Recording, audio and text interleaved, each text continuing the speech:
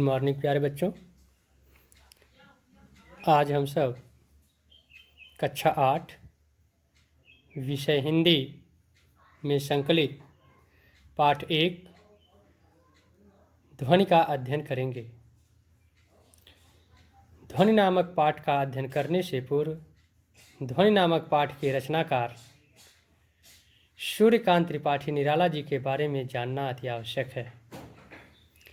हिंदी साहित्य आकाश में सूर्य के समान दैदीप्यमान सूर्यकांत त्रिपाठी निराला जी का जन्म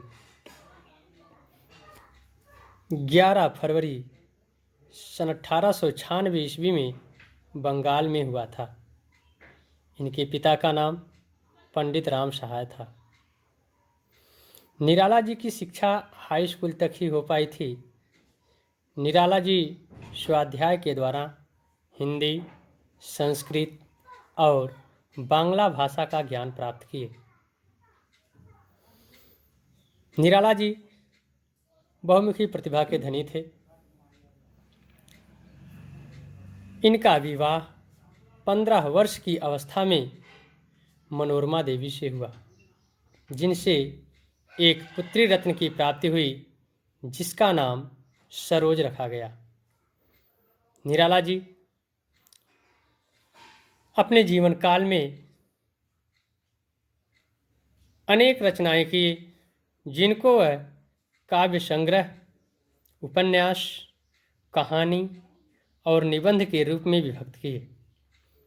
निराला जी की काव्य संग्रह रचनाओं में अनामिका, परिमल, गीतिका, तुलसीदास, नए पत्ते, आराधना, अणिमा, बेला, अपरा इत्यादि प्रमुख रचनाएं हैं। इनके उपन्यास संग्रह में प्रमुख उपन्यास अप्सरा, अलका, प्रभावती, चोटी की पकड़, काले कारनामे, चमेली, इंदुलेखा इत्यादि प्रमुख उपन्यास संग्रह हैं।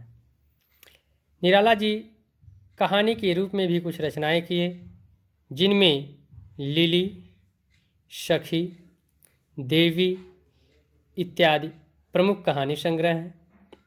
इनके निबंध संग्रह में प्रमुख निबंध संग्रह रचनाएं चाबुक, चयन, संग्रह, प्रबंध प्रतिमा, प्रबंध पद्म, रवींद्र कविता, कानन इत्यादि प्रमुख निबंध संग्रह हैं।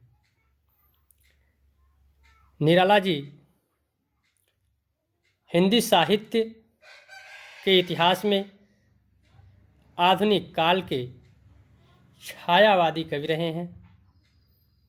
छायावादी काल के जो 4 स्तंभ हैं, उन स्तंभ के रूप में विराजमान एक स्तंभ निराला जी भी रहे हैं, जिनकी मृत्यु 15 अक्टूबर सन 1961 ईस्वी में इलाहाबाद में हुई। प्यारे बच्चों, आशा है आप लोग सूर्यकांत त्रिपाठी निराला जी के जीवन के बारे में जानकारी प्राप्त कर लिए होंगे। धन्यवाद।